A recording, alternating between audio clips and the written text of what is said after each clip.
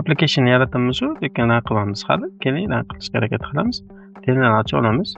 Va aynan Angular CLI komandalar yordamida ng-serve komandasi aynan applicationimizni 4200-portda, ya'ni localhost 4200-portda run qilib beradi. Mana 4200-portimizda.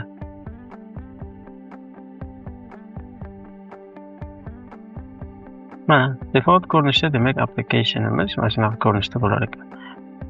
Demak ishlagan, muammo yo'q. Endi haqiqatda ishlashni boshlaymiz. Birinchi e'tibor beramiz. Mana source papkamiz bor edi. Source papkamiz aynan umumiy butun applicationimizni kod qismiga javob beradi.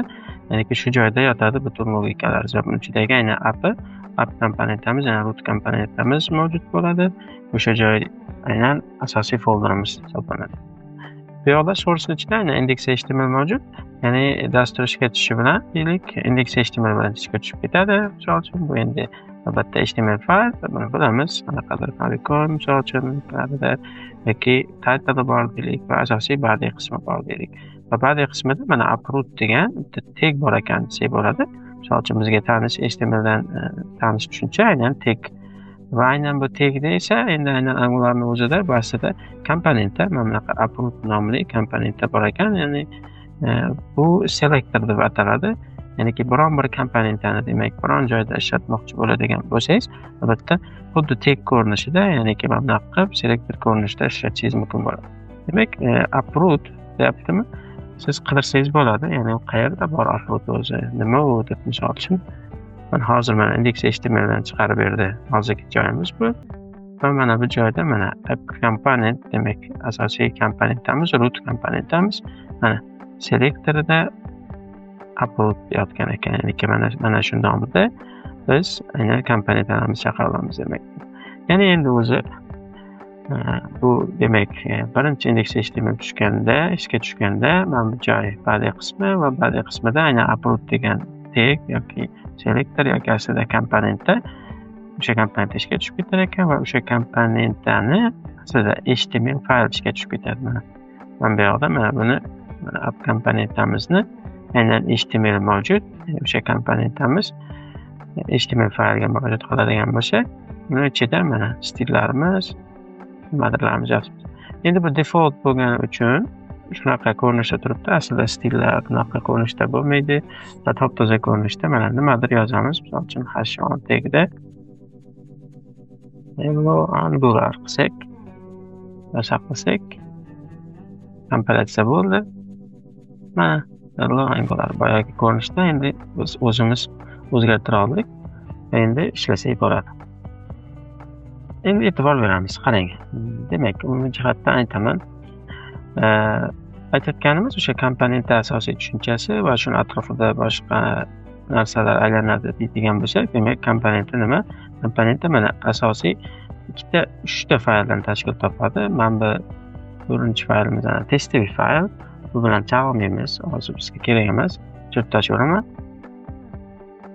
Mana bu joyda e'tibor berilsa, demak aytayotganimda biron bir komponentlar 3ta fayldan tashkil topyapti. Asosiy fayli mana shu test faylda, ya'ni TypeScript faylida bo'ladi. Ya'ni test TypeScript qisqartmasi, ya'niki o'sha TypeScriptdagi fayllar test formatda bo'ladi. Extensioni test bo'ladi. Ya'ni bu joyda aynan komponentlarligini aytib turadigan bizda tushuncha, ya'ni dekorator tushunchasi mavjud. Dekorator aynan JavaScript tushunchasi bo'ladigan bo'lsa, dekorator sizga aynan biron bir klassingiz nimaligini aytib turadigan tushuncha. Ya'niki o'zida qanaqadir ma'lumotlarni saqlab turadi va o'sha ma'lumotlar asosida klassingizni qurib beradi desak bo'ladi. Ya'niki o'z ichida o'sha selektorni olyapti. Selektor qanaqadir nom, ya'ni komponentga nom deylik. Import tushunchamiz bor. Import aynan mana shu komponentingizda, ya'ni asosan mana template'da, ya'ni HTML ni biz template deb ataymiz. O'sha template'da ishlatmoqchi bo'lgan qo'shimcha nimadir boshqa bir modullarni yoki komponentlarni va hokazolarni albatta importda chaqirsangiz kerak bo'ladi va shundagina aynan HTML templatengiz to'g'ri ishlaydi. va aynan o'sha komponentlarni HTML nimaligini, ya'ni qayerda yotishini aytyapti. Template URL tushunchamiz bor. Template URLda aynan o'sha HTML ga yo'naltirib qo'yapti, ya'ni uni HTML fayli template nimaligini. Va style URL bor, ya'niki biron bir demak komponent albatta o'zida stillarni olib beradi, ya'ni o'ziga tegishli bo'lgan stillarnigina, faqat o'ziga tasdiqlanadigan stillarnigina. Va buni style URL tushunchasi orqali, ya'niki filda orqali biz aynan ko'rsatib qo'ya olamiz. Mana shunaqa stil fayllari bor ekan. Demak, umumiy jihatdan komponentlarning ko'rinishi shunaqa. Komponentlarga ta'rifli degan tushunchamiz dekorator va komponentlar nomli dekorator. Bunaqa bunga o'xshash dekoratorlar albatta oldimizdan uchraydi. Hozircha biz demak komponent degan dekoratorni bilamiz.